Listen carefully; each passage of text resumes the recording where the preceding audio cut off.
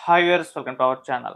జగన్మోహన్ రెడ్డి గారు వల్లభనేని వంశీ ములాఖత్ తర్వాత హ్మ్. బయటకొచ్చి ప్రెస్‌తో మాట్లాడుతూ పోలీసుల పైన కొంత వ్యాఖ్యలైతే చేయడం జరిగింది. ఇప్పుడు ఇది కాంట్రోవర్సీ క్రియేట్ చేయడం చాలా చర్చనీయాంశంగా మారింది. జగన్మోహన్ రెడ్డి గారి పైన విమర్శలు కూడా వస్తున్నాయి.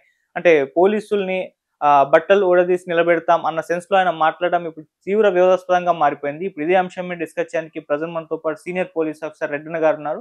వారి మాటలో ఒకసారి జగన్మోహన్ రెడ్డి గారి వ్యాఖ్యలను ఏ విధంగా చూడొచ్చో తెలుసుకునే ప్రయత్నం అయితే చేద్దాం. నమస్కారం సార్. నమస్కారం అండి. సార్, జగన్మోహన్ రెడ్డి గారు వ్యాఖ్యలైతే చేశారంటే ములాఖత్ తర్వాత పోలీసులు, అధికారులు మీ సింహాలకు మీరు సెల్యూట్ చేయండి గానీ, టీడీపీ వాళ్ళకి కాదు, టీడీపీ నేతలకు కాదు. మీరు రిటైర్ అయిన సప్త సముద్రాల అవతల దాటున్నా మేము అధికారంలోకి వచ్చిన తర్వాత మిమ్మల్ని గుడ్డలు విడదీసి నిలబెడతామని చెప్పేసి వ్యాఖ్యలైతే చేశారు. ఇప్పుడు ఇది వివాదాస్పదంగా మారిపోయింది. ఆయన విమర్శలు ఆయన పైన రావడం కూడా చూస్తున్నాం. యాస్ ఎ పోలీస్ ఆఫీసర్‌గా మీరు ఆయన వ్యాఖ్యలను ఏ విధంగా చూస్తారు సార్? ఒకటండి, హ్మ్. మనం మాటే మంత్రము అంటారు.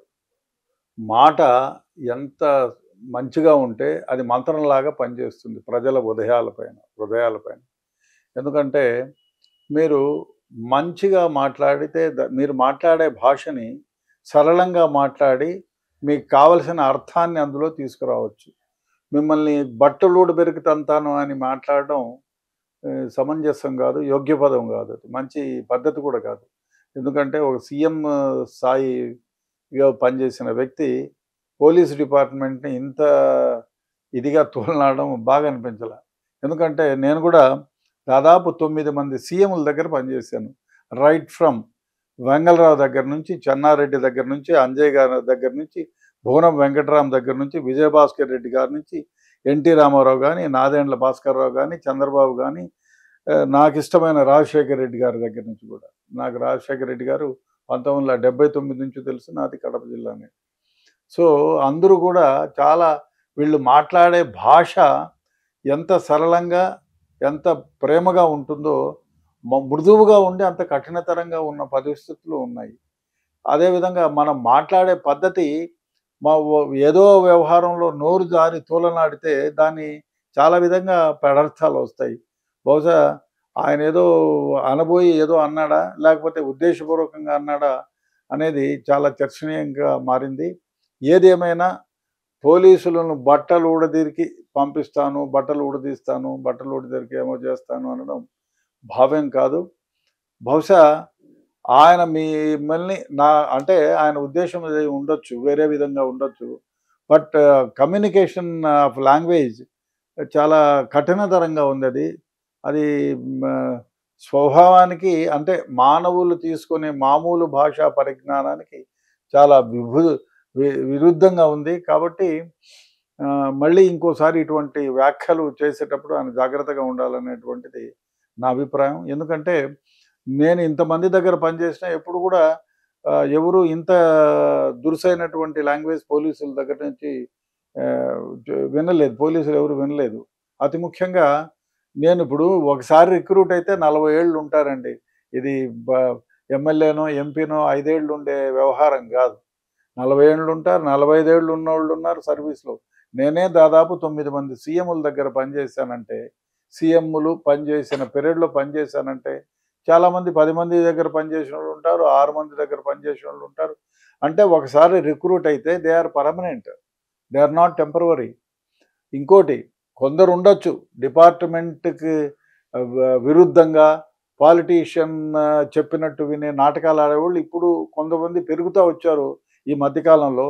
మేము రిక్రూట్ అయిన 1972 నుంచి చూసుకుంటే ఎప్పుడు కూడా సైట్స్ తీసుకునే వాళ్ళ సంఖ్య చాలా చాలా చాలా చాలా వేళ్ల పైన లెక్కించుకోవచ్చు. ఆ విధంగా ఉండేవాళ్ళు.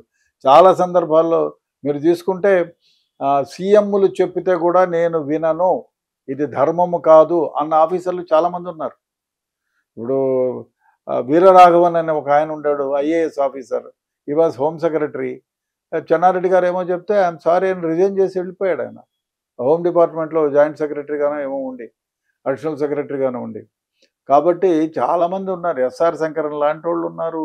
చాలామంది పోలీస్ డిపార్ట్మెంట్లో చాలా మంచి నిక్కచ్చితంగా పనిచేసిన వాళ్ళు ఉన్నారు. అందరూ చాలా ఎక్కడో ఈ మధ్య కాలంలో ఏదో పదవులకు ఆశపడో, లేదు మంచి పోస్టింగులకు ఆశపడో పొలిటీషియన్స్ వెంట తిరిగి వాళ్ళు చెప్పిన పనులు నీచాతి నీచమైన వాళ్ళు చెప్పిన పనులు చేసిన వాళ్ళు కొందరు ఉండొచ్చు, కాదన్ను. అంత మాత్రం చేత పోలీస్ డిపార్ట్మెంట్ అందరినీ ఒక ఘాటును కట్టేయడం మంచిది కాదు. హానెస్ట్గా ఉండేవాళ్ళు ఉన్నారు, సిన్సియర్గా ఉండేవాళ్ళు ఉన్నారు, తమ ప్రాణాలను అడ్డుపెట్టి డిపార్ట్మెంట్కు సేవ చేసిన వాళ్ళు ఉన్నారు.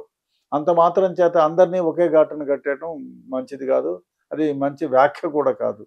అతి ముఖ్యంగా ఎవరైనా ఉంటారు, అన్ని అన్ని అన్ని సి ఎవరు సీఎం అయినా వాళ్లకు అంటే ముందుగా ఇంత ఇదిగా ఉండేవి కావు. ఒకవేళ సీఎంలకి లేకపోతే క్యాస్ట్ బేసిస్నో లేకపోతే మంచి పోస్టింగ్ రావాలనో క్షుణ్ణమైనటువంటి కొన్ని నీచమైనటువంటి ప్రవృత్తులతో పొలిటీషియన్ చెప్పినట్టు ఆడేవాళ్ళ సంఖ్య ఈ మధ్య కాలంలో కొంచెం 1% 2% ఎక్కువైంది, కానీ నిజాయితీగా పనిచేసే వాళ్ళ సంఖ్య చాలా ఎక్కువ ఉంది ఇప్పటికి కూడా. సో ముందు కాలంలో అయితే 50 ఏళ్ల క్రితం 40 ఏళ్ల క్రితం అయితే అసలు పాలిటీషియన్స్ చెప్పినా ఎవరు చెప్పినా చట్టాన్ని ఉల్లంఘించి తమ తమ దారి నుంచి పక్కకి వెళ్ళేటువంటి వాళ్ళ సంఖ్య వేళ్లపైన లెక్కించుకోవాల్సిందే. అసలు ఐపీసీ సిఆర్పిసి ఇవి పుట్టింది ఇప్పుడు 1960లో పోలీస్ డిపార్ట్మెంటే 1961లో పుట్టిందండి. 1861లో పుట్టింది. 1861 నుంచి పోలీసులు ఉన్నారు. ఇండియా 1947 తర్వాత మనకు స్వాతంత్రం వచ్చిన తర్వాత రిక్రూట్ అవుతారు, కానీ పాలిటీషియన్స్ లాగా 5 ఏళ్లకోసారి వాళ్ళని రిక్రూట్ చేసుకొని మళ్ళీ వాళ్ళని 5 ఏళ్ళు అయిపోయిన ఉద్వాసన పలకరు. కాబట్టి ఇటువంటి వ్యాఖ్య డెఫినెట్గా మామూలుగా సిన్సియర్గా పనిచేసేటువంటి వాళ్ళకి అందరికీ హార్ట్ పెయినే. రిటైర్ అయినా కూడా బాగున్నా బాగలేకపోయినా, కాకపోతే పాలిటీషియన్స్ ఎవరైనా వ్యాఖ్యలు చేసే ముందు అది ప్రజలతోనూ తర్వాత ప్రభుత్వంలో ఉండే వాళ్ళని కూడా కించపరిచే విధంగా మాట్లాడితే ఇది డెఫినెట్గా మనసును గాయపరుస్తుంది. తద్వారా దానివల్ల చాలా ఇబ్బందులు కూడా కలుగుతాయి. ఎందుకంటే మామూలుగా న్యూట్రల్గా ప్రజాసేవ చేయాలి అనేవాడి అలాంటి వాళ్ళు కూడా అయ్యా నేను ఇంత హానెస్ట్గా సిన్సియర్గా చేసిన ఇలాంటి మాటలు అంటున్నారేమిటి అని ఒకసారి వెనక్కి తిరిగి చూసుకుంటారు. కాబట్టి ఇటువంటి వ్యాఖ్యలు ఎవరు చేసినా ఏ ప్రభుత్వం ఉన్న వాళ్ళు చేసినా కూడా తప్పే. ఎందుకంటే మేము ప్రభుత్వంతో పనిచేసే వాళ్ళం, కానీ ప్రభుత్వంలో ఉండే పెద్దల పర్సనల్ మనుషులం కాదు కదా. డిపార్ట్మెంట్ ఒకవేళ అట్లా ఏదైనా తప్పుడు చర్యలు ఎవరైనా చేస్తే వాళ్ళపైన చర్య తీసుకుంటామని చెప్పడం తప్పులేదు. అంతేగాని మీరు బట్టలు ఉడబెరికేస్తాను, అది చేస్తాను, ఇది చేస్తానని మాట్లాడడం నిజంగానే బాధాకరమైన విషయం. ఇటువంటి వ్యాఖ్య వింటానని అనుకోము. ఇటువంటి వ్యాఖ్యలు చాలా దురదృష్టకరమైనటువంటి. దీని పట్ల పోలీస్ సంఘం వాళ్ళు కూడా అక్కడ రియాక్ట్ అయ్యారు సార్. వాళ్ళు మేము మీ అధికారంలో పనిచేస్తాం, ఇప్పుడు వీళ్ళ అధికారంలోనూ పనిచేస్తున్నాం, మేము 4 సింహాలకే సెల్యూట్ చేస్తాం, మీ మాటలు మా అంటే పోలీసుల ఆత్మస్థైర్యాన్ని దెబ్బతీసే విధంగా ఉన్నాయి, సో మీరు వెనక్కి తీసుకోవాలని చెప్పేసి వాళ్ళైతే కోరారు. ఒకవేళ వెనక్కి తీసుకోకపోతే అంటే కంప్లీట్ చేసే దిశగా ఏమన్నా పోలీసులు వెళ్ళే ఛాన్సెస్ ఏమన్నా కనిపిస్తున్నాయి సార్? అంటే ఈ వ్యాఖ్యలకు పోలీస్ కంప్లీట్ కూడా చార్జ్ చేయొచ్చు అంటారా ఆయన మీద కేసు? చెప్పలేను, ఎందుకంటే ఇప్పుడున్న అంటే మేము లాంగ్ బ్యాక్ ఐ రిటైర్డ్. నేను ఇప్పుడు వాళ్ళ ఏమైనా అసోసియేషన్ వాళ్ళు ఏమైనా చేసుకుంటారేమో మనకు తెలియదు. ఎందుకంటే ముఖ్యంగా నేను డిపార్ట్మెంట్లో దాదాపు 37-38 సంవత్సరాలు పనిచేశాను కాబట్టి నేను విన్న తర్వాత మీరు అడుగుతున్నారు కాబట్టి నేను నాకు తెలిసింది నాకు బాధాకరం అనిపించినందువల్ల మీకు ఈ విధంగా చెప్తున్నాను. అంటే సత్యాన్ని వెలువరిస్తున్నాను. అంతేగాని మళ్ళీ ఆయన వ్యాఖ్యల పట్ల కేసులు పెడతారా, లేకపోతే ఏదైనా వేరే విధంగా ఏదైనా చర్య తీసుకుంటారా, లేదు కోర్టుకు పోతారా అనేది అది ప్రజెంట్ అసోసియేషన్ వాళ్ళని అడగాల, నన్ను అడిగే ప్రశ్న కాదు. వాళ్ళని అడిగితే వాళ్ళ రియాక్షన్ ఏమిటి, ఏం కథ అనేది తెలుస్తుంది. ఏది ఏమైనా ఇటువంటి వ్యాఖ్య నిజంగానే దురదృష్టకరం. సార్ అలాగే నిన్న ఇంకో పరిణామం కూడా చోటు చేసుకుంది సార్. జగన్మోహన్ రెడ్డి గారి పైన అంటే ఎలక్షన్ కోడ్ నిబంధనలు బ్రేక్ చేశాడని చెప్పేసి ఆయన మీద కేసు నమోదైంది. అంటే ఆయన గుంటూరు మిర్చి యార్డుకి వెళ్ళారు. అక్కడ అది మున్సిపల్ చైర్మన్ ఎలక్షన్స్ అయితే జరుగుతున్నాయి, ఈయన పర్మిషన్ తీసుకోకుండా వెళ్ళారు.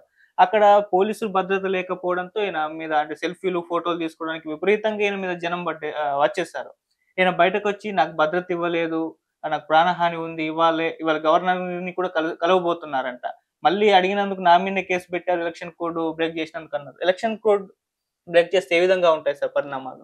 ఎలక్షన్ కోడ్ తీసుకుంటే కోడ్ ఆయన ఉల్లంఘిస్తే డెఫినెట్గా ఎలక్షన్ కమిషన్ ఆఫ్ ఇండియా చర్య తీసుకుంటుంది. దాంట్లో వేరే వాళ్ళు ఏమీ చేసేది ఉండదు. ఒకవేళ ఆయనకు భద్రత